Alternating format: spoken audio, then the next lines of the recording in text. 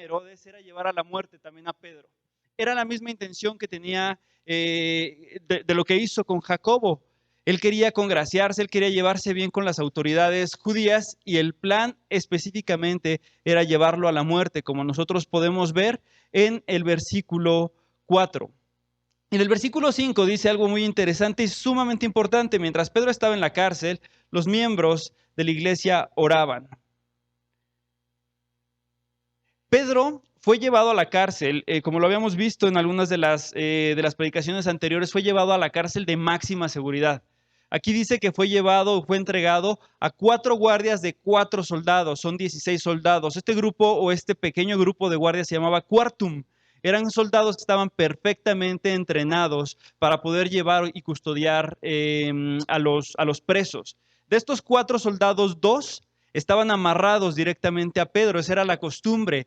Y en la cárcel, dentro de la cárcel, Pedro estaba sentado con dos de los soldados y además afuera de la cárcel teníamos el resto del cuarto, eran aproximadamente 16 soldados. Estaba en una cárcel de mucha seguridad. Y acompáñame al verso 16 para que leamos qué es lo que pasaba con Pedro. Dice, y cuando Herodes le iba a sacar aquella noche, al día siguiente, quiere decir que, el 6, perdón, al día siguiente quiere decir que lo iban ya a matar. Aquella misma noche Pedro estaba, ¿qué? Pedro estaba durmiendo entre 2 soldados, sujeto con 2 cadenas, como yo les comentaba, y los guardias delante de él en la puerta que custodiaban la cárcel. El destino de Pedro evidentemente era la víspera de su ejecución. El destino de Pedro era que en unas horas iba a seguir el mismo destino que Jacobo. Probablemente iba a ser decapitado. Bueno, no se sabe cuál era el plan. A lo mejor iba a ser crucificado, no lo sé. Pero el destino que tenía era la ejecución. Pero Pedro, ¿cómo estaba enfrentando la muerte al lado de los soldados? ¿Cómo dice la palabra que estaba? Durmiendo. Pedro estaba seguro, Pedro estaba tranquilo. ¿La confianza en quién la tenía? En Dios. Y nosotros recordamos muchos versículos, muchos capítulos antes, cuando Pedro subió a la barca y vio que Jesús venía y Jesús caminó sobre la barca, Pedro dio un paso de fe y se animó. Fue el único de los discípulos pero ¿qué pasó cuando se estaba hundiendo? Gritaba, necesitaba ayuda. Estaba desesperado por no morir, estaba desesperado por no caer al agua. La diferencia con este Pedro es una diferencia abismal porque Pedro está en una situación en vísperas de la muerte y está dormido. La confianza que tenía Pedro de Dios en Dios era una confianza que era absoluta. No importaba el plan que tuviera Herodes para su vida, Pedro estaba tranquilo en el Señor. Pedro en este tiempo tenía la autoridad para matar a cualquiera de las personas que estaba. De verdad tenía un reino que era muy grande. Lo que él decía era lo que se hacía. Él podía sin duda dar muerte a alguna persona. Pero no había considerado algo Pedro, como muchas de las personas no consideran, que por encima de los planes del hombre están los planes ¿de quién? De Dios. Los planes del hombre están por encima de los planes de Dios están por encima de los planes del hombre. Y muchas veces vivimos en situaciones donde decimos el gobierno está pero de cabeza. Vivimos en un país donde hay terrorismo, vivimos en un país donde hay guerra, asaltos. Y decimos, ¿qué va a ser de nosotros? Los planes de Dios son más altos que los de nosotros. Fíjate qué fue lo que pasó en el versículo 7, porque el plan de Dios no era la muerte de Pedro. Y dice así, y aquí se presentó ¿quién? Un ángel del Señor. Y una luz resplandeció en la cárcel y tocando a Pedro en el costado le despertó. Fíjate, entró una luz grande, o sea, se vio algo muy fuerte, una luminosidad grande. Y aún así Pedro no se despertó. El ángel tuvo que tocarle para decirle, Pedro, hey, despierta. Y le dijo diciendo, levántate pronto. ¿Y qué fue lo que pasó? Las cadenas le cayeron de las manos. Y le dijo el ángel, cíñete y átate las sandalias. Y así lo hizo. Y le dio una segunda instrucción y le dijo, envuélvete en tu manto y sígueme. ¿Qué fue lo que hizo en el versículo 9 Pedro? Saliendo le seguía. Pero no sabía que era verdad lo que hacía el ángel, sino que pensaba que veía una visión. Ya le había pasado esto antes a Pedro, ¿verdad? ¿Se acuerdan cuando vio la visión de un manto que venía? Él no sabía si estaba viendo la realidad o no. Bueno, le volvió a pasar aquí. Y dice en el versículo 10, y habiendo pasado la primera y la segunda guardia, quiere decir que se había quitado de los soldados que tenía al lado, salió de la celda donde estaba y llegando a la puerta de hierro que da a la ciudad, la cual les abrió por sí misma. Salidos, pasaron por una calle y luego el ángel se apartó de él. ¿Les parece un hecho maravilloso, un hecho sobrenatural la forma en la que Pedro fue librado de la muerte? Sin duda, sin duda, sin duda. Fíjense, yo estuve revisando cuántos hechos sobrenaturales se presentan en estos versículos. Lo primero es que se presentó un ángel. ¿Cuántas veces nosotros hemos visto un ángel? A ver, ¿quién ha visto un ángel? Yo sinceramente no. Pero la presencia de un ángel es por un motivo y es porque Dios tenía un mensaje. Claro, yo aquí le puse y no vale decir que viste un ángel cuando conociste a tu esposa por primera vez. Tampoco vale decir un ángel cuando tu vecino se llama Luis Ángel, esos no cuentan. Esos no cuentan. ¿Cuándo hemos visto un ángel del Señor?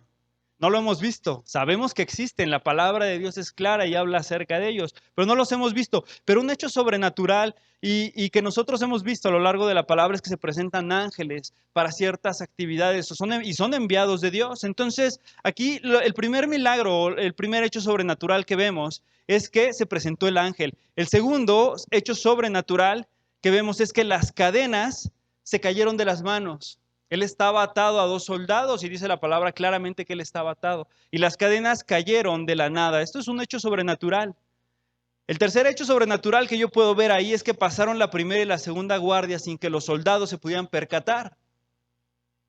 Si a veces cuando estás dormido con tu esposa, nada, se hace tantito así, te levantas porque ya sentiste que algo se está moviendo, o escuchas al perro ladrar y te paras. Bueno, pues es un hecho sobrenatural que hayan pasado en medio de los soldados. Y finalmente, el cuarto hecho sobrenatural que yo encuentro en estos versículos es que la puerta de hierro se abrió por sí misma. Yo no sé si era la puerta negra que estaba cerrada con 3 candados. No, ¿verdad? No creo que haya sido esa. Dice, la puerta de hierro se abrió por sí misma. Y a lo largo de la palabra de Dios, nosotros vemos que hay muchos hechos sobrenaturales. Un hecho sobrenatural, un milagro, se los voy a definir de acuerdo a la Real Academia del Español y dice que un milagro, es un hecho no explicable por las leyes naturales. ¿Quién dictó las leyes naturales, por cierto? Dios dictó las leyes naturales y dice, es un hecho no explicable por las leyes naturales que se atribuye a una intervención sobrenatural de origen divino. Y como yo les decía, en la Biblia nosotros encontramos muchos milagros. Muchos milagros. Pero algo que podemos darnos cuenta es que a lo largo de toda la historia y a lo largo de todos los milagros que hemos visto a través de la palabra de Dios, las personas que vivieron estos milagros, no todas fueron salvas.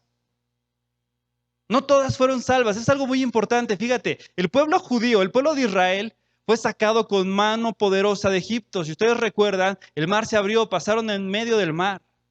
Esta generación vio como una columna de fuego se levantaba en las noches y como una nube les guardaba. Ellos vieron cómo descendía maná del cielo, comieron de las codornices que Dios les dio. ¿Y qué creen? Toda esa generación pereció. Toda esa generación no alcanzó misericordia por su incredulidad. Si nosotros recordamos todos los milagros que hizo Jesús, son muchísimos milagros, pero voy a enfatizar en uno.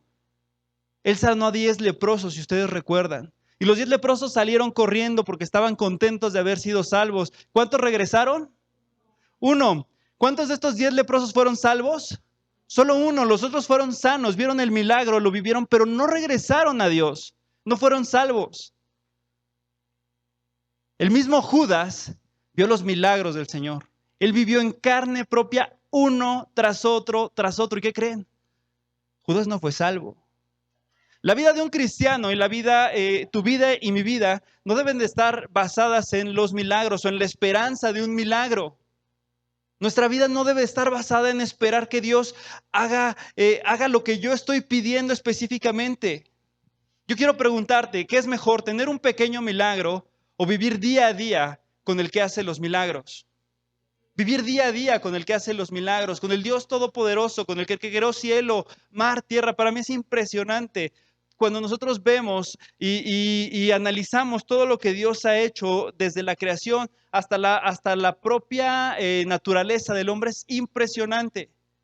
Es mucho mejor vivir con el Dios que hizo los milagros que tener un milagro. Ahora, ¿Pedro estaba viviendo una situación difícil, sí o no? Pedro estaba viviendo una situación en la cual su vida estaba en peligro, estaba corriendo un grave peligro. Jacobo había sido muerto días anteriores, ¿por qué Pedro no iba a ser muerto? Estaba en una cárcel de máxima seguridad, ¿por qué no lo iban a ejecutar al día siguiente? Pero la confianza de Pedro estaba en Dios y vamos a seguir leyendo, porque aquí no es donde nos vamos a detener. Dice Hechos 11. Entonces Pedro volvió en sí, ya vimos que salió de la cárcel un poquito medio somnoliento porque no había entendido bien qué era lo que pasaba, y volviendo en sí dijo, ahora entiendo verdaderamente que el Señor, significa Dios, ha enviado a su Hijo, a su ángel, y me ha librado de la mano de Herodes y de todo lo que el pueblo judío esperaba. Él entendió, él captó que acaba de ocurrir un milagro. Él ya había tenido un milagro anterior, había sido encarcelado también y fue sacado de la cárcel de una manera milagrosa también. Y en el 12 dice, y habiendo considerado esto, que ahora sí ya llegamos a los versículos que nos corresponden en este domingo, dice, habiendo considerado esto, o sea que había sido salvo, llegó a la casa de María, la madre de Juan, el que tenía por sobrenombre Marcos, donde estaban reunidos, ¿qué? Orando. Una de las características muy importantes de los discípulos de los primeros años, de los primeros años es que se reunían a orar. Nosotros nos llamamos ¿cómo? ¿Casa de qué? De oración. Y nos llamamos casa de oración porque Dios obra a través de que nosotros le busquemos. La oración es un medio por el cual nosotros podemos comunicarnos con Dios. Y a Dios le encanta que nosotros vayamos. A pesar de que Él sabe todo, de que nosotros vayamos, hablamos con Él, le digamos cómo estamos, qué necesitamos. A Dios le encanta. Y Dios mueve su mano cuando ve un corazón que de verdad busca algo que es de acuerdo a su voluntad. Y dice Hechos 12:13, cuando llamó Pedro a la puerta del patio, salió a escuchar una muchacha llamada Rode. Rode creemos, o por lo que se menciona y por la historia, podemos pensar que era una de las chicas que ayudaba en esta casa grande. Dice, la cual, reconociendo la voz de Pedro, de gozo no abrió la puerta. Fíjense, qué emoción. Estaban orando, habían estado orando y Rode tocan la puerta. Rode sale y escucha la voz de Pedro. Se da cuenta que su milagro, en este caso, se había llevado a cabo. ¿Y qué hace? Vámonos de regreso. Y deja a Pedro afuera. ¿No les parece? A mí me parece como chistoso, ¿no? O sea, estás viendo que ya la respuesta fue dada y pues mejor me regreso con los hermanos para contarles qué fue lo que pasó. Y Pedro afuera, toque y toque. Y en el versículo 16 dice así, mas Pedro persistía en llamar. Qué bueno que Pedro era un hombre siempre persistente, porque si no a lo mejor se hubiera ido con otra persona, pero persistió en llamar y cuando abrieron, le vieron y se quedaron atónitos. Se quedaron sin palabras, estos atónitos, se quedaron mudos. Pero poco les duró la mudez porque en el versículo 17 dice, pero él haciéndoles con una mano señal de que callasen, empezó a haber alboroto, les contó cómo el Señor le había sacado de la cárcel y dijo, haced saber esto a Jacobo y a los hermanos, y salió y se fue a otro lugar. Fíjense qué fue lo que Pedro contó lo que el Señor les había hecho, y es aquí donde me quiero detener. Es aquí donde yo me quiero detener porque Pedro está contando acerca de la forma milagrosa en la que él fue rescatado. Pero quiero que me acompañes a Hechos 7:54 para que veamos una comparativa en lo que vivió Esteban y lo que vivió Pedro. Vamos a ver, me dicen ya cuando lo tengan. Está ahí bien cerquita. Y dice así 7:54. Oyendo estas cosas, se enfurecían en sus corazones y crujían los dientes contra él. Y nos vamos al 58. Y echándolo fuera de la ciudad, le apedrearon. Y los testigos pusieron sus ropas a los pies de un joven que se llamaba Saulo y apedreaban a Esteban mientras él invocaba y decía, Señor Jesús, recibe mi espíritu. Y puesto de rodillas, clamó en gran voz y les dijo, no tomes en cuenta este pecado. Y habiendo dicho esto, ¿qué fue lo que le pasó? Durmió. Esteban no fue salvado de forma milagrosa. Con Esteban no llegaron los ángeles y lo tomaron y entonces apedrearon de regreso a los que querían apedrear. No. Fíjate lo interesante. Los dos estaban en situaciones muy similares. Los dos estaban encarcelados y los dos habían sido apresados por obedecer la voz del maestro. Estaban compartiendo el evangelio. Los dos estaban en sentencia de muerte.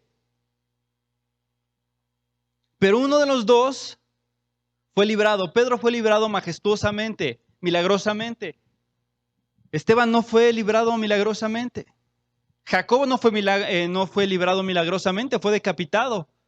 Fue el segundo mártir, el primero de los 12 discípulos. ¿Ustedes creen que Dios tenía favoritismo por Pedro y no por Jacobo y no por Esteban? No, no, no.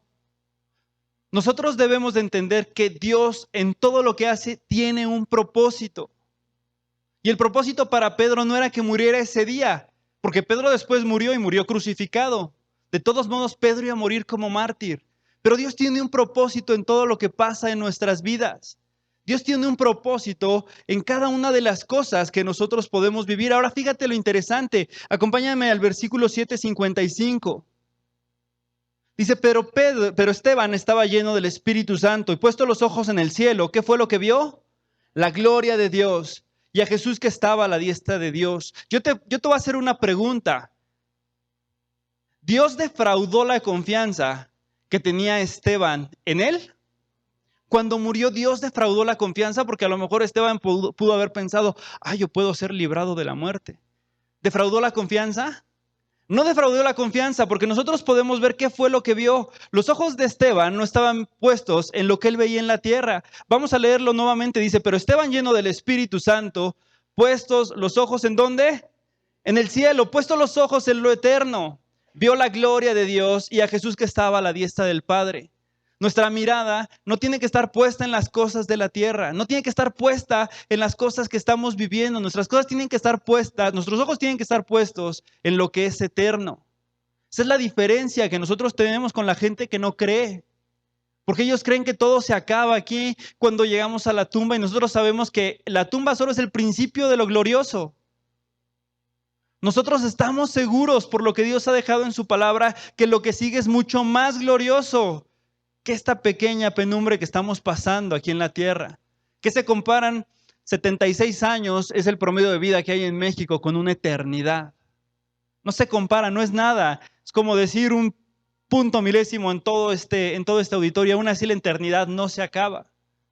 Esteban veía lo que estaba en el cielo, no veía lo que estaba en la tierra. Tanto Pedro como Esteban estaban en situaciones difíciles. Tanto Pedro como Esteban probablemente iban a morir. Y aunque nosotros sabemos el desenlace de que Pedro no murió en ese momento, los dos tenían su confianza puesta ¿en quién? En Dios. Ellos no dudaron ni un solo momento. Pero esa confianza que ellos tenían en Dios estaba basada en algo que es fundamental en la vida de un cristiano. Y es un profundo conocimiento de Dios. Y te voy a poner un ejemplo muy claro, porque yo recuerdo cuando era pequeño que mi papá, nosotros jugábamos afuera de la casa y estábamos con el balón y con la pelota y nosotros veíamos que mi papá venía a lo lejos, daba la vuelta en la esquina y lo veíamos y corríamos y brincábamos para abrazarle. Y mi papá, ¿qué crees que hacía? Extendía los brazos y nos sostenía y ahí nos tenía, nos cargaba. ¿Tú te sientes seguro cuando estás en los brazos de tu padre? La pregunta es, ¿por qué nosotros no corríamos donde estaba el cartero? Pues porque no le conocíamos. La seguridad que tú puedes tener en Dios va a depender de qué tanto le conoces. Para mí la cara de mi papá era familiar y sigue siendo familiar y yo sé que si me abrazo y me carga me va a sostener, ¿verdad? ¿Lo intentamos? Ahorita lo intentamos. Entonces yo sabía y tenía la seguridad de que yo iba a llegar a los brazos de alguien que me iba a abrazar y me iba a dar seguridad. ¿Pero por qué? Porque yo conozco quién es mi papá terrenalmente.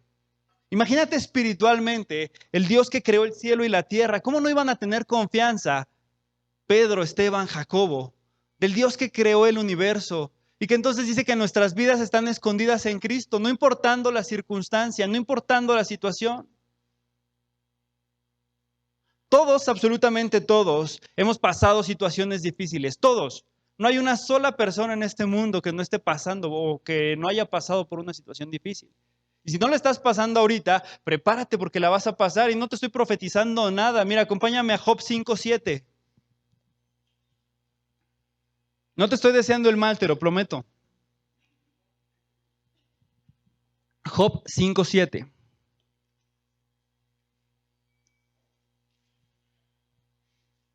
Y dice Job 5:7, voy a avanzarle, dice, pero como las chispas se levantan para volar en el aire, cuando tú pones una fogata, ¿qué es lo que pasa? Las chispas vuelan, ¿no? No hay forma en la que tú puedas detener la combustión que se está dando entre el fuego y la madera. Las chispas van a volar, no lo puedes. Dice la segunda parte, así el hombre nace ¿para qué? Para la aflicción. Todos nosotros en esta vida, todos nosotros en este mundo, vamos a padecer aflicción. Cristianos o no cristianos, aquí no hay diferencia. Todos vamos a pasar por situaciones difíciles, lo dice la palabra de Dios, dice, así el hombre nace para la aflicción. Y mientras yo estaba preparando esta predicación, encontré un artículo donde decía que todo ser humano, sin importar raza, religión, condición social, se va a enfrentar a diferentes tipos de problemas y los enumeran en 5 grandes grupos. Los primeros grupos o el principal problema de la humanidad van a ser problemas físicos. Nuestro cuerpo siempre va a ir en decadencia, nuestro cuerpo siempre, las células están muriendo. ¿Ya cuántos empiezan a tener reumas? Yo hace como unos 3 meses empecé a jugar fútbol los lunes por las noches. Bueno, jugaba un lunes, descansaba 3 porque ya me había lastimado. Y así me la llevé todo el torneo hasta que pues tuve que desistir del fútbol porque definitivamente estamos expuestos a la enfermedad. El primer problema que la enfermedad tiene, de acuerdo a este artículo, es los problemas físicos, los problemas de salud. El segundo problema que la gente tiene de manera general va a ser los problemas económicos. Hasta el 80% de la población mundial, 80%, fíjate, hay estadística que dice un poco más, va a tener algún problema económico. El siguiente punto van a ser problemas sentimentales y personales. Las relaciones personales deterioradas, depresión, ansiedad, estrés, drogadicción. Es el tercer grupo al que se refiere este artículo de los problemas que tiene la humanidad o a los que se enfrenta. El cuarto grupo al que se enfrentan los problemas van a ser los problemas familiares. Divorcios, familias disfuncionales, problemas de pareja. Este es el cuarto grupo. Y el quinto grupo al que se enfrenta todo ser humano van a ser los problemas laborales. Pero fíjate, este artículo, yo leí otro artículo que no menciona todo lo que nosotros vivimos en los problemas sociales y mundiales que nos aquejan. Contaminación, desigualdades, calentamiento global, discriminación. Me podría pasar horas hablando de todos los problemas que se viven en el mundo. Todos estos problemas y la manera en la que el hombre los resuelve está llevando al hombre a algo que se llama depresión. Y la depresión está llevando a un gran número de personas al suicidio. Te voy a decir unas estadísticas que dice la Organización Mundial de la Salud. Dice, la depresión incrementó del 2005 al 2015 un 20%. Cifras del INEGI aquí en México dice que 9.2 de la población mexicana ha sufrido depresión. Yo saqué las cuentas. En México habemos al día de hoy, bueno, no creo porque van incrementando, pero a la última estadística de 2019, 129 millones de personas y el 9.2% de la población en México ha sufrido depresión. Estamos hablando que 11 millones de personas en México han sufrido depresión. La causa, pues ya vimos todos los problemas que hay. Pero la solución es, más bien el problema es porque no se está dando una solución adecuada a esos problemas, no se está enfrentando de manera correcta los problemas. Cuando hablamos de suicidio, dice que el número de suicidios en el mundo es aproximadamente 800,000 personas el año pasado. La OMS, la Organización Mundial de la Salud, dice que cada 40 minutos una persona en el mundo se suicida. Grupos más vulnerables para el suicidio. La población de 15 a 29, según la Organización Mundial de la Salud, es la segunda causa en jóvenes de 15 a 29 años, el suicidio. Nuestros jóvenes están suicidando, están decidiendo terminar con su vida porque no han encontrado la respuesta ni la solución a los problemas. En México es la tercera causa hasta el 2017, solamente seguida de los accidentes y no recuerdo cuál es la segunda causa. La primera causa son accidentes y la tercera causa en México es suicidio.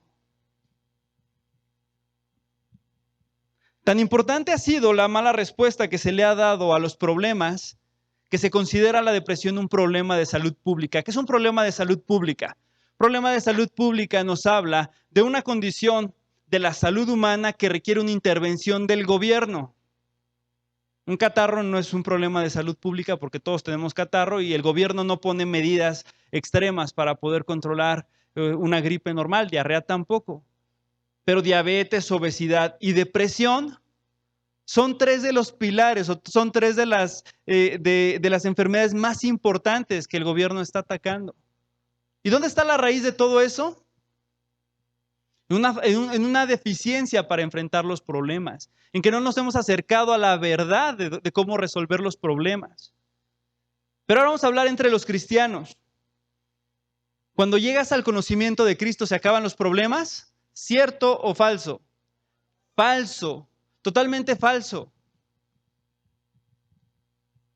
Contrario a lo que dice muchas personas, contrario a lo que dice pare de sufrir, contrario a lo que dicen muchos de los evangelios que no son la sana doctrina, cuando tú llegas al conocimiento de Jesús, los problemas no solamente se mantienen, sino que pueden incrementarse. ¿Cuántos de nosotros tuvieron problemas? Bueno, yo no los tuve porque vengo de una familia que desde muy pequeño yo soy cristiano. Pero ¿cuántos cuando conocieron de Jesús, su familia enseguida se fue en contra de ustedes y dijo, estás quitándote la tradición? Levanten la mano a ver. Fíjate, son muchísimos, más de la mitad. Estás violando la tradición de esta familia. Hay personas a las que le han dicho, preferiría que fueras homosexual que cristiano. Imagínate, preferiría verte en la cárcel que verte en la iglesia. Qué desviado está la vista de nuestro Dios. Qué desviado está el conocimiento que tienen las personas de nuestro Dios. Y ahora estoy hablando a un grupo de cristianos, estoy hablando a una iglesia. Quiero que me acompañes a Hechos 14, 22. Porque esta doctrina que dice que cuando nosotros nos acercamos a Cristo nuestros problemas se van a acabar es totalmente errónea. Está fuera de la palabra de Dios. Es una doctrina o una enseñanza que no está basada en la palabra de Dios. Me dicen ya cuando lo tengan, Hechos 14, 22. Dice, confirmando los ánimos de los discípulos, exhortándoles a que permaneciesen en la fe y diciéndoles, es necesario que a través de muchas tribulaciones entremos ¿en dónde? En el reino de Dios. ¿A través de qué? De muchas tribulaciones. Totalmente contrario a lo que se está predicando en muchas iglesias. Vamos a pasar tribulaciones, situaciones difíciles, problemas, sí los vamos a pasar. A diferencia del que no cree, a diferencia del que no ha venido al conocimiento de Cristo, él no entiende por qué son sus problemas, por qué son las situaciones difíciles. Pero el que es cristiano y el que está confiando en Dios entiende que todas estas pruebas y todas estas situaciones difíciles son solamente para que nosotros nos tomemos de la mano de Dios. Estas situaciones que nosotros estamos pasando y que son difíciles, ¿son para qué? Para que confiemos en Dios, así como Pedro y Esteban, que estaban en situación complicada, su confianza ¿en quién estaba? ¿En quién estaba? En Dios. El que no conoce de Dios tiene problemas y situaciones difíciles y dice, ¿por qué a mí? ¿Por qué a mí? Pero cuando vienes al conocimiento y tienes una doctrina que está bien fundamentada, tú dices, gracias, de verdad. Así lo vivió Pablo. Pablo no se quejó en todas las aflicciones que pasó. Ahora, ¿cuánto tiempo nosotros vamos a vivir en aflicción?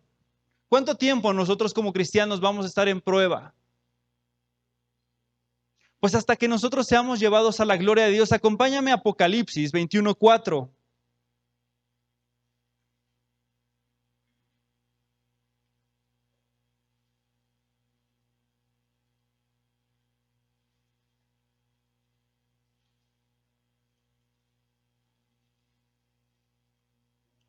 ¿Me dicen ya cuando lo tengan?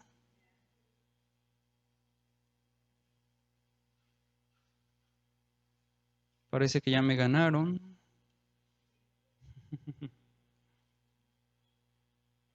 Bien, entonces dice así, dice, enjugará, discúlpenme, es que esto viene en griego, entonces como voy traduciendo ahí en el momento, me puedo trabar un poquito.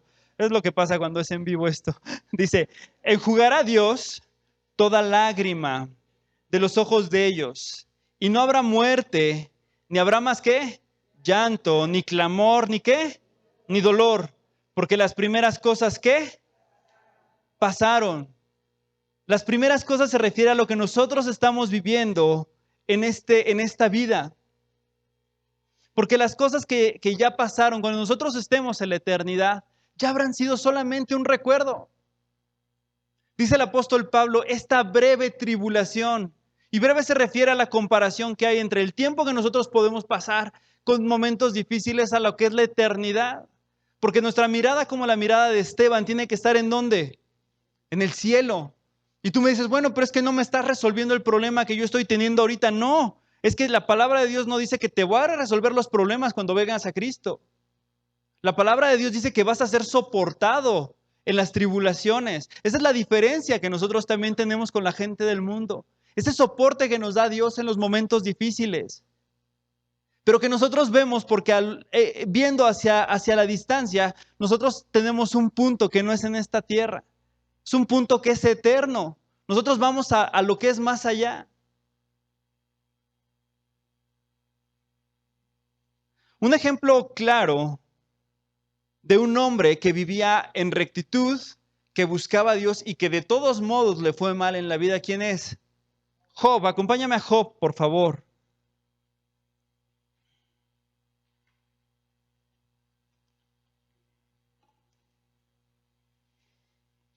Job 1:8.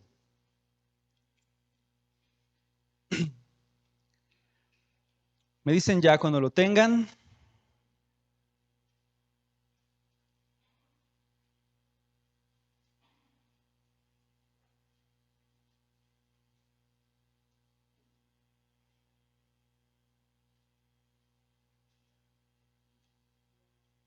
Bien, dice así Job 1:8. Y dijo Jehová a Satanás, ¿no has considerado a mi siervo Job, que no hay otro como él en la tierra? Fíjate cómo describe, Jehová le dice a Satanás, ¿no has considerado a mi siervo Job, que no hay como él otro en la tierra? Es único. Job lo refiere, Dios, Jehová lo refiere como único. Lo refiere como varón perfecto. Lo refiere como recto. Lo refiere como temeroso y como apartado del mal. Fíjate qué características tan impresionantes de Job. Dice la misma palabra de Dios que Job se levantaba a hacer sacrificio por los pecados que no habían cometido sus hijos. ¿Y qué creen que le pasó a Job?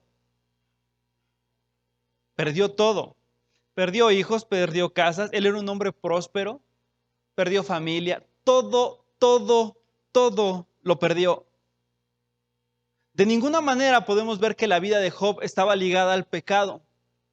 Porque una cuestión muy diferente y que a nosotros nos debe de quedar claro es que a veces pasamos por situaciones difíciles, pero no son pruebas ni son momentos que Dios ha puesto, sino al contrario, son consecuencia del pecado que uno ha vivido. Tú puedes decir, es que esta enfermedad que tengo no me deja, y así como Pablo que tenía un aguijón en la espalda, bueno, pues si toda la vida tomaste Coca-Cola, si nunca hiciste ejercicio, si nunca fuiste al médico a atenderte, pues evidentemente ese aguijón que tú crees que te está pecando en la carne y que dices es de Dios, no, es consecuencia de lo que uno hizo mal.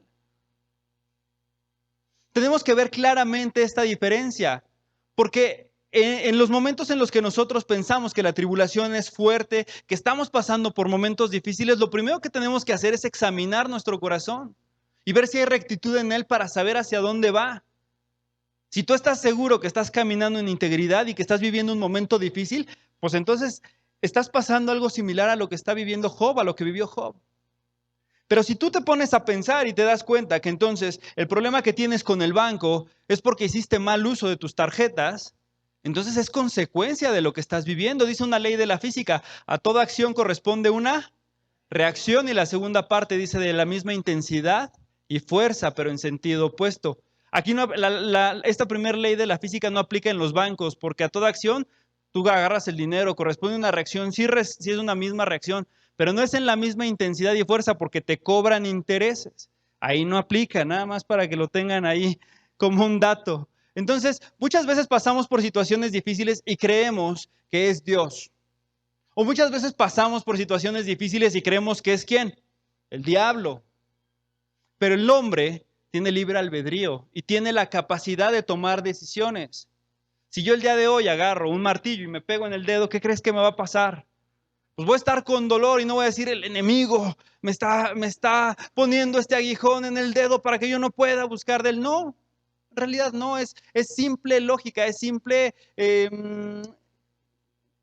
¿cómo? Sentido común. Muchas de las situaciones que nosotros pasamos son consecuencia de malas decisiones. Y no podemos echarle la culpa a Dios. ¿Qué tenemos que hacer? Pedir de su misericordia y pedir sabiduría para resolver todo eso. Es lo que nos queda. Porque ante una mala decisión que nos queda corregir, tenemos que hacer las cosas bien. Pero aquí no estamos hablando, en el caso de Job, no estamos hablando de un hombre que estaba en pecado. Estamos hablando de una persona que estaba haciendo las cosas bien, que eso es, yo creo que más difícil. Porque tú te estás esforzando por hacer las cosas bien y estás, y de todos modos las cosas salen mal. Eso fue lo que pasó con Job. Empezó con la pérdida de sus terrenos, sus casas, sus amigos, su familia, todo. Bueno, para acabarla de molar tenía llagas, estaba enfermo.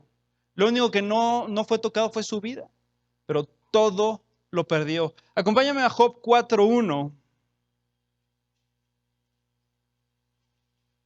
Porque después de todo este pesar que pasó Job llegó a una conclusión que es una conclusión muy, muy, muy interesante.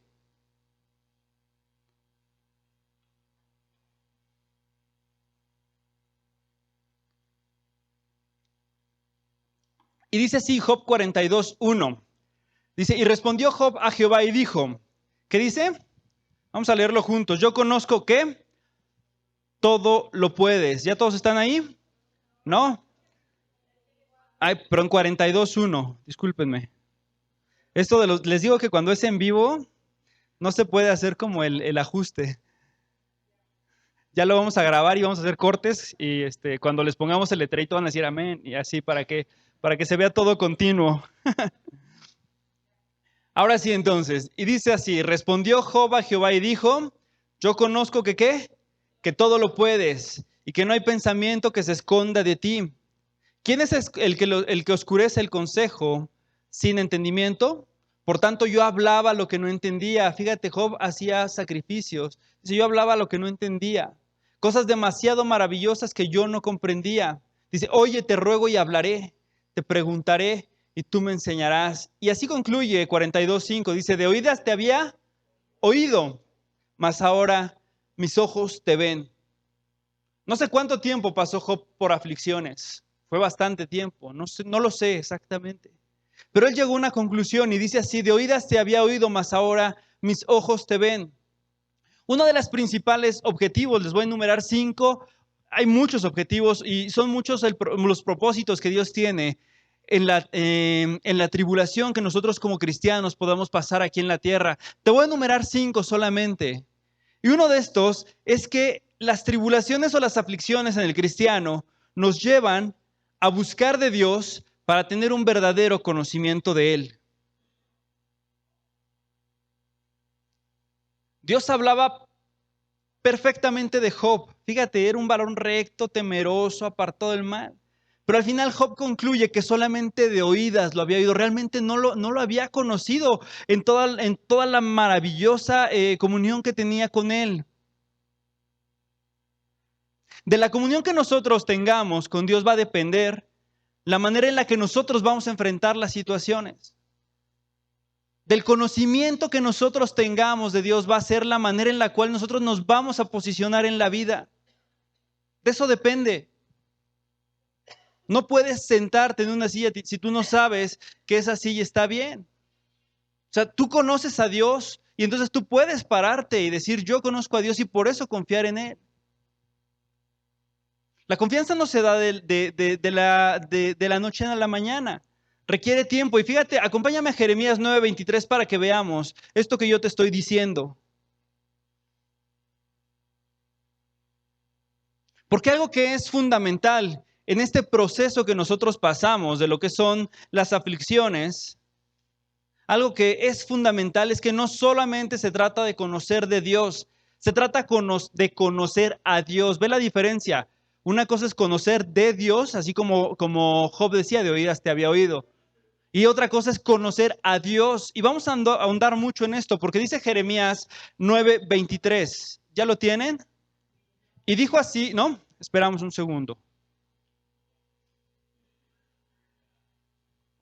Muy bien, dice así Jehová. Dice, y dijo Jehová, ¿quién dijo?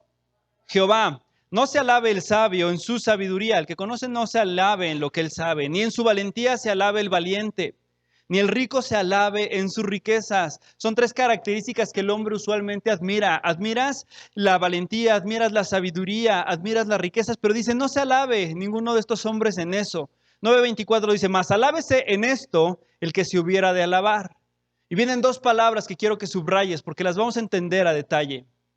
En entenderme y conocerme, que yo soy Jehová, que hace misericordia, juicio y justicia en la tierra.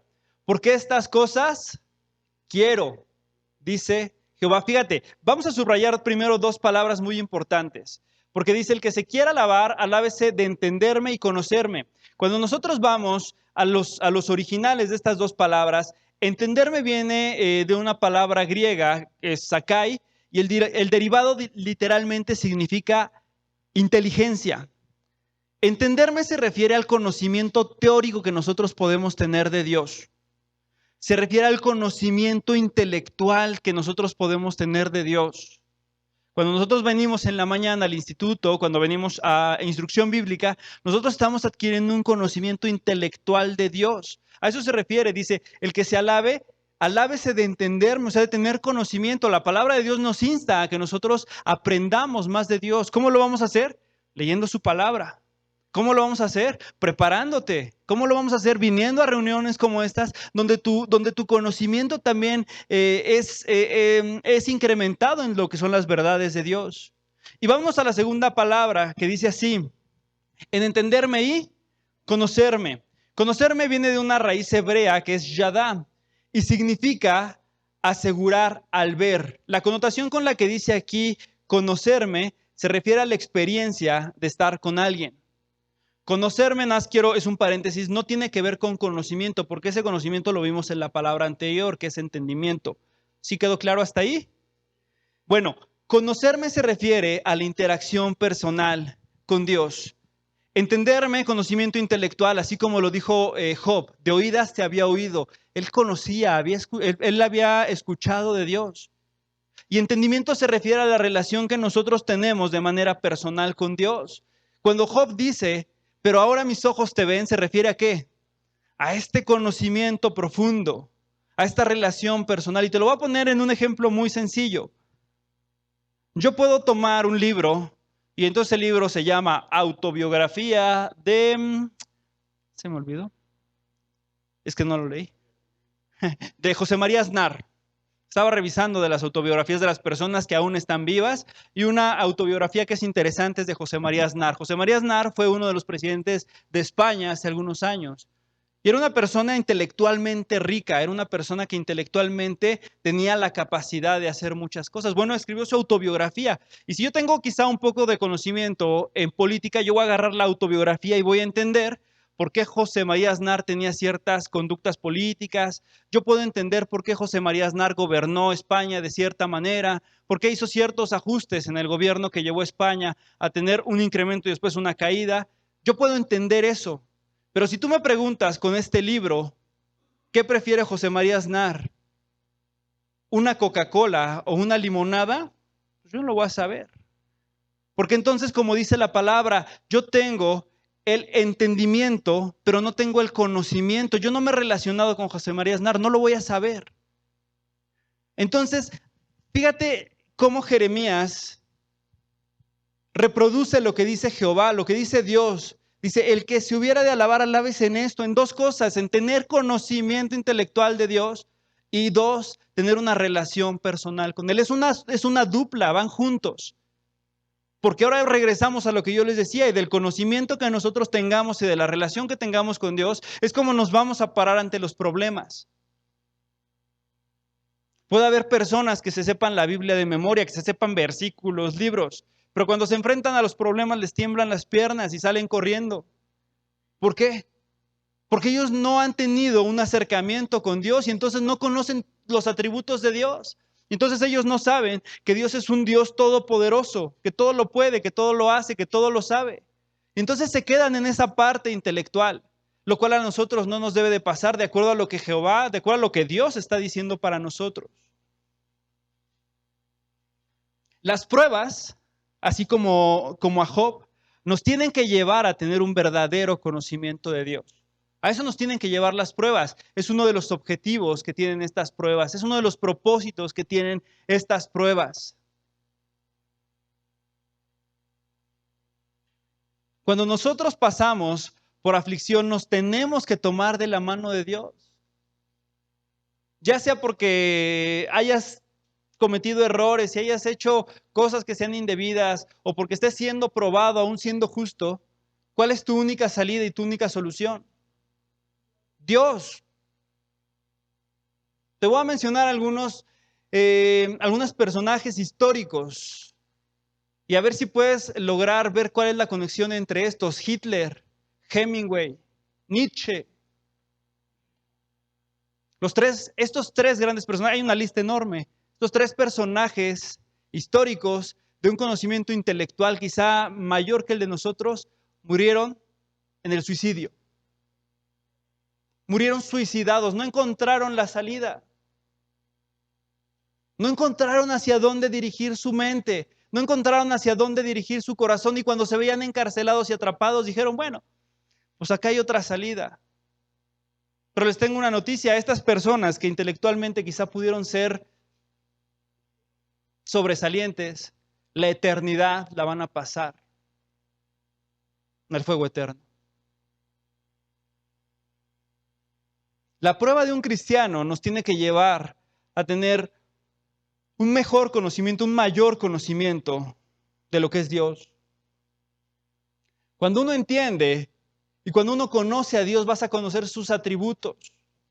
Vas a conocer que Dios es un Dios todopoderoso, que es un Dios omnisciente, que Él todo lo sabe.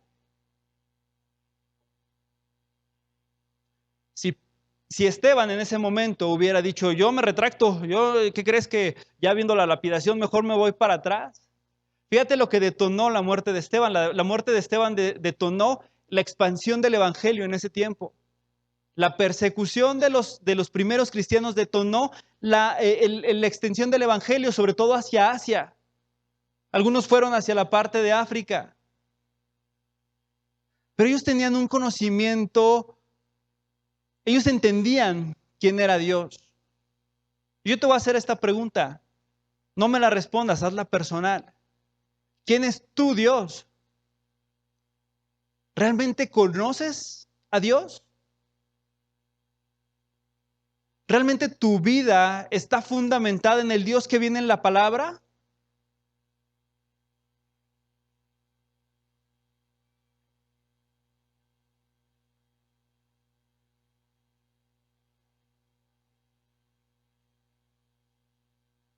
El objetivo de la prueba que nosotros podemos pasar es que desarrollemos el carácter de Dios.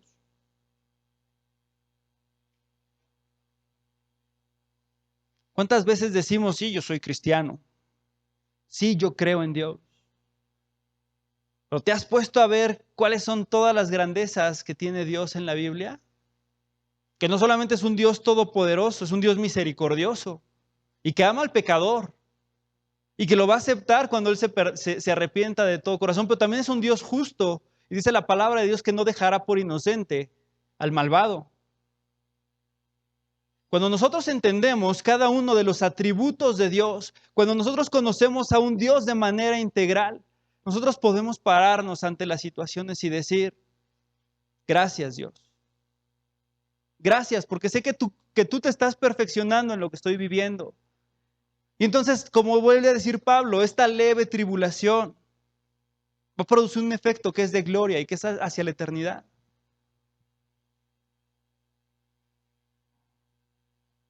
Acompáñame por favor a Primera de Pedro 1:6, porque vamos a ver un segundo propósito por lo cual nosotros podemos ser probados. ¿Tienen calor o solo soy yo? ¿Solo soy yo?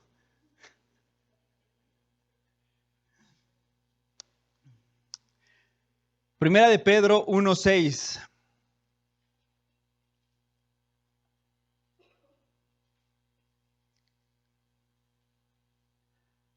Dice, en lo cual, esta parte en lo cual se refiere al versículo anterior, que no lo vamos a leer, dice que es la esperanza de nuestra salvación final, es puestos los ojos en Cristo, dice, vosotros os alegráis, aunque ahora, por un poco de tiempo, ¿qué? Si es necesario, tengamos que ser, ¿qué? Afligidos en diversas pruebas. Pero no solamente se queda ahí, hasta ahí el apóstol Pedro, fíjate lo que dice, para que sea sometida a prueba, ¿qué? Nuestra fe, mucho más preciosa que el oro. En este tiempo el oro era el material más precioso que había. Que aunque perecedero, ¿y por qué perecedero si nosotros sabemos que el oro no se acaba? Bueno, porque es terrenal, porque se va a acabar en un tiempo. Se prueba con fuego, sea hallada en alabanza, gloria y honra cuando sea manifestado ¿quién? Jesucristo. Otro de los propósitos por los cuales nosotros somos probados o por los cuales nosotros podemos padecer aflicciones porque es probada nuestra fe. Acompáñame a Génesis 22:1 para que veamos la vida de Abraham. Abraham se le llamó el padre de ¿qué? El padre de la fe. ¿Y por qué? Porque Abraham le creyó a Dios en todo. Abraham le creyó a Dios. Y dice Génesis 22:1, voy a leerlo porque ya vamos con el tiempo encima, y dice así, algunos años después, quiso ver Dios si Abraham lo obedecía. Así que lo llamó y le dijo, Abraham, quiero que me ofrezcas como sacrificio a Isaac, tu único hijo, el que tuvo como a los 90 años, y llévalo a la región de Moria, este es un monte, al cerro que yo te voy a enseñar, Génesis 22:3. Y a la mañana siguiente, Abraham madrugó y cortó la leña suficiente para hacer un gran fuego, y preparó el burro y le puso en camino al lugar que Dios había señalado. Iba acompañado de su hijo Isaac y de 2 sirvientes. 3 días de camino, que era el tiempo que se llevaban para el monte Moria. Abraham le dijo a sus sirvientes, quédense aquí con el burro. Bueno, Abraham sabía que el burro no era para sacrificio, ¿verdad? Lo dejó. Mientras mi hijo y yo vamos hasta aquel cerro, que se ve allá a lo lejos, y allá adoraremos a Dios y luego regresaremos con ustedes. Desde el principio la confianza de Abraham estaba en Dios, pero fíjate, en Génesis 22:10, si ya estamos ahí me van a acompañar y dice, ya tenía el cuchillo en la mano y estaba a punto de ¿qué? De matar, de degollar a su hijo. Cuando oyó que Dios le llamaba desde el cielo, Abraham respondió y le dijo, no le hagas daño a quién, al niño, estoy convencido de que me obedeces, pues no te negaste en ofrecerme en sacrificio a tu hijo. Abraham fue probado, siendo que Abraham era un hombre íntegro. Abraham fue probado en lo más valioso que tenía. Solo tenía un hijo que tuvo en la vejez, 90 años. Si alguien en la actualidad tiene un hijo a los 90 años, 70, ¿verdad? A los 100 años. 90 años tenía esta Sara. A los 100 años, imagínate a los 100 años tener un hijo, después de no tener ninguno, esperarlo, y Dios te dice, tráelo, lo vas a degollar porque lo vas a entregar. Imagínate, ¿es una prueba, sí o no? Claro que es una prueba, es en lo que más le dolía, es en lo que más quería a Abraham. ¿Y qué fue lo que hizo? Obedeció, lo entregó. Su fe fue probada. A Abraham se le llama el padre de la fe, no solamente porque se les haya ocurrido el nombre, es porque le creyó a Dios en todo.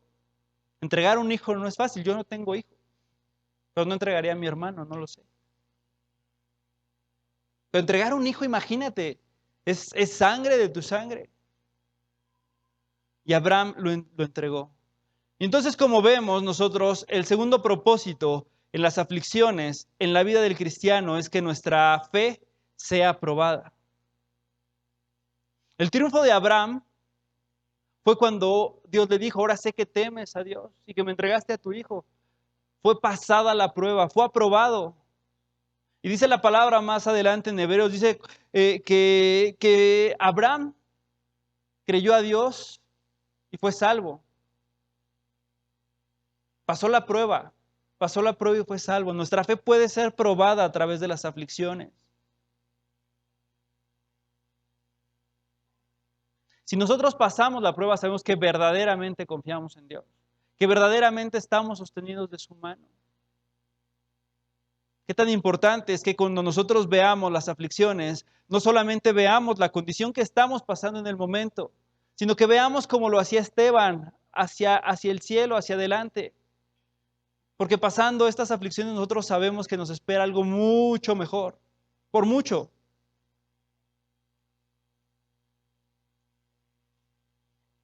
El tercer propósito de las pruebas en el cristiano es que éstas nos llenan de esperanza eterna. Acompáñame a Romanos 5:3.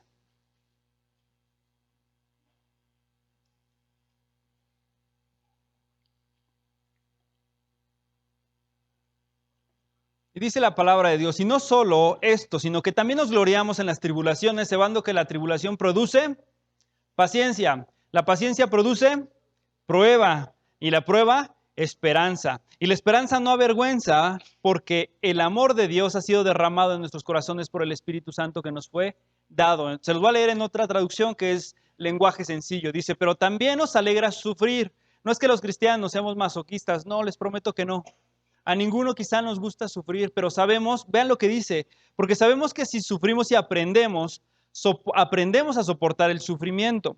Si aprendemos a soportar el sufrimiento, seremos aprobados.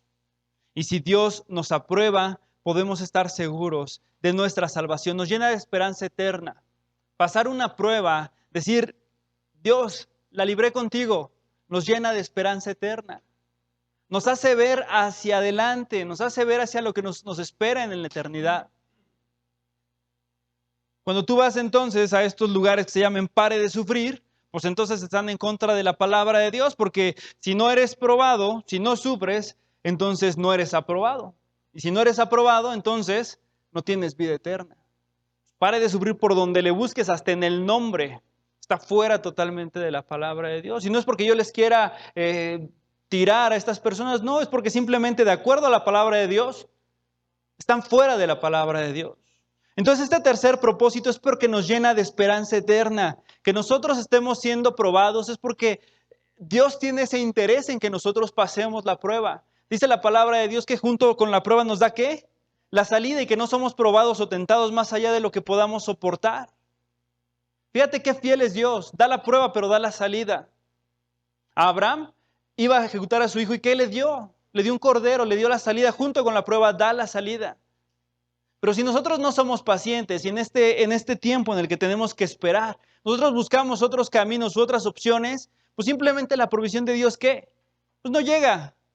Porque nosotros estamos buscando algo diferente. Estamos haciendo lo que no nos dice Dios.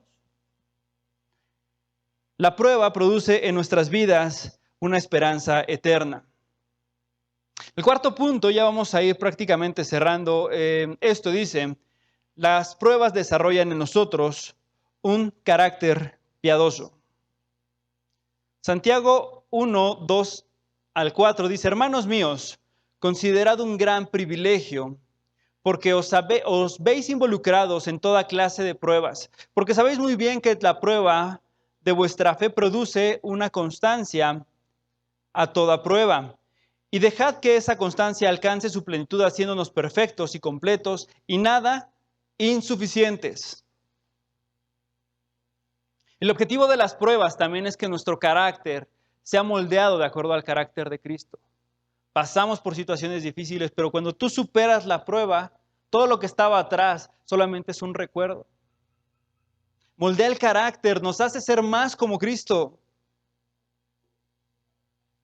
Quieren que se lo dé Santiago del 1, 2 al 4. Muchas veces tú llegas al conocimiento de Dios y dices, ya soy cristiano, y tienes 1 o 2 meses. Entonces te das cuenta que viene un problema y que viene otro problema. Y dices, chin, ¿qué fue lo que hice?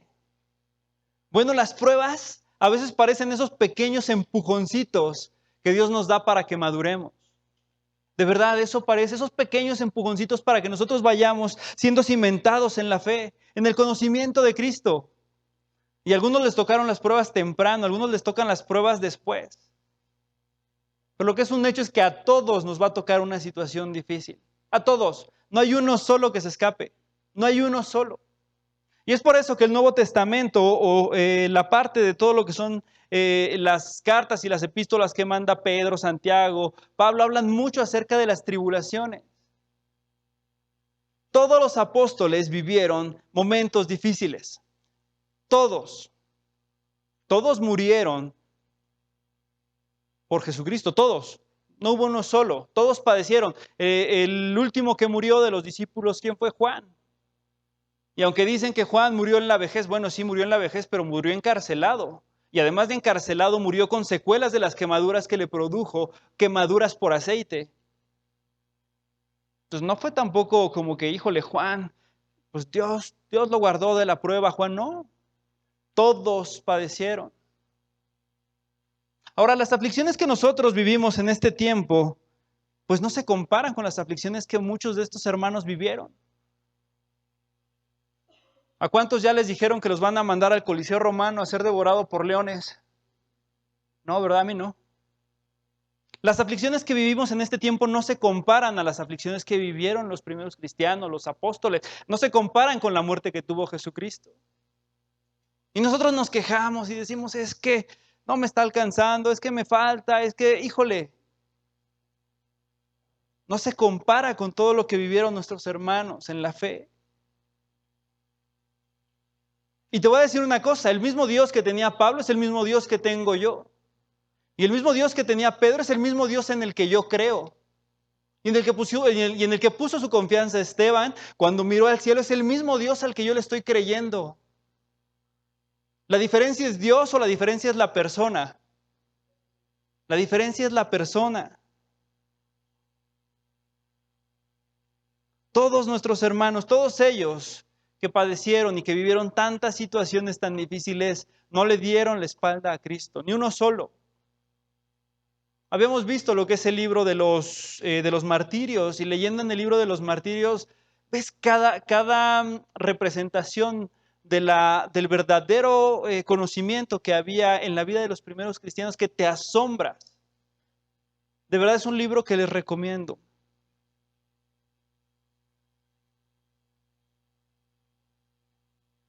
Y vamos a concluir ya esta enseñanza, porque quiero que me acompañes a Romanos 8:28. Porque si a pesar de todo esto no nos ha quedado claro cuál es el propósito de las aflicciones en nuestra vida, aquí nos va a quedar clarísimo, porque aquí es donde concluye el apóstol Pablo con todo lo que él ha estado viviendo.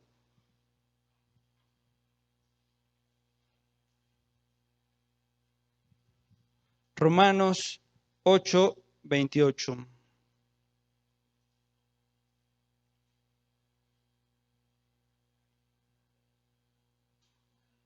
Y lo vamos a leer todos juntos, por favor. Vamos a la de 3, dice, ¿ya están todos?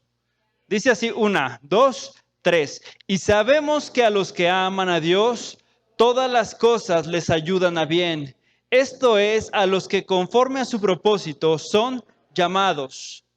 Sabemos que todas las cosas nos ayudan a bien. El propósito de la prueba, el propósito de los momentos difíciles, como lo estuvo viviendo Pedro cuando estuvo encarcelado a punto de la muerte, como lo vivió Esteban cuando fue apedreado, es porque todo nos ayuda a bien. Los deseos de Dios para nuestras vidas son de bien y no son de mal. Y todos estos momentos difíciles que estás pasando en este momento, o que vas a pasar, porque lo que te digo no te estoy ni adivinando ni profetizando, te estoy leyendo la Biblia nada más. Son para que Dios muestre más imperfecciones su carácter en nosotros y nosotros dependamos de Él. Así como leíamos, es tan importante que nosotros le conozcamos y que nosotros le entendamos, quiere decir que este conocimiento intelectual y que nosotros tengamos una relación con Él, nos va a permitir que frente a los problemas nosotros podamos tener una actitud diferente.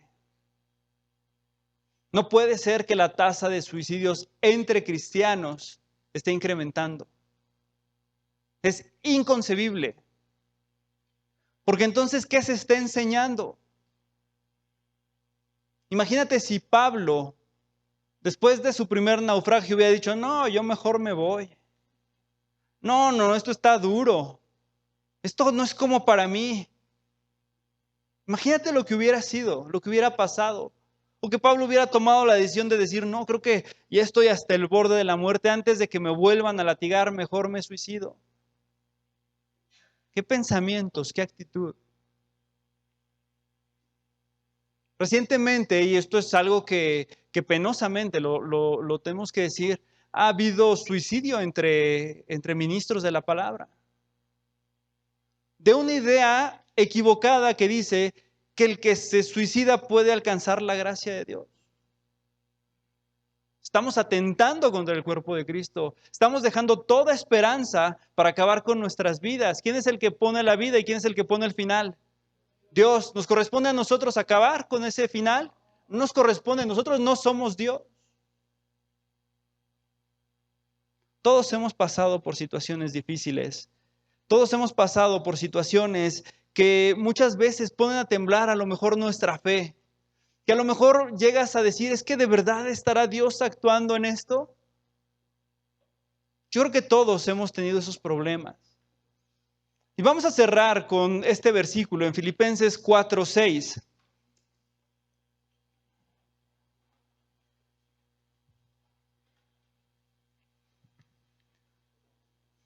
Filipenses 4:6.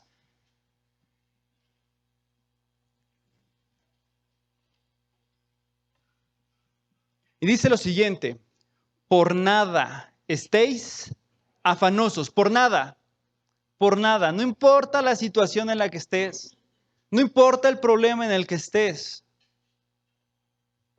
sino sean conocidas vuestras peticiones delante de Dios en toda oración y ruego con acción de gracias. Y la paz de Dios, que sobrepasa ¿qué?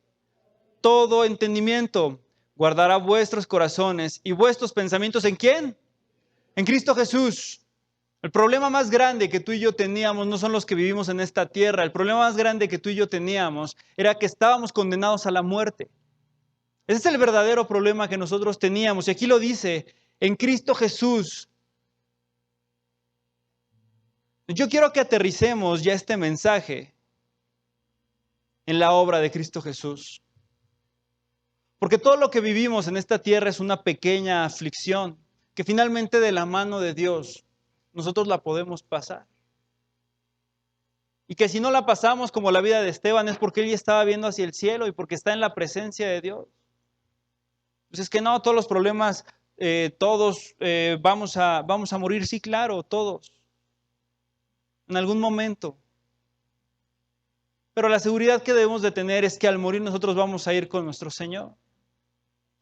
Pero ahí no es donde yo quiero aterrizar el mensaje. Dice la palabra de Dios, y la paz de Dios, que sobrepasa todo entendimiento. La gente se pregunta, ¿por qué puedes estar tranquilo cuando estás viviendo una situación tan difícil y tan complicada?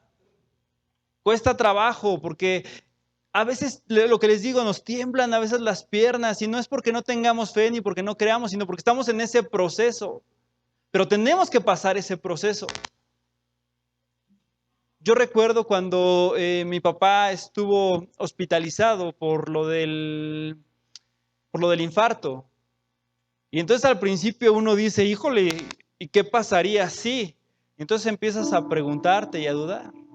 Pero entonces viene esto que dice aquí, la paz que sobrepasa todo entendimiento, guardará nuestros corazones y nuestros pensamientos ¿en quién? En Cristo Jesús, porque entonces lo que mi papá pudo haber vivido aquí en la tierra y lo que le hubiera podido pasar, no se compara con la gloria eterna. Y así es como nosotros debemos de pensar. No quiere decir que seamos baquetones y que no hagamos lo que nos corresponda, no. Significa que nosotros tenemos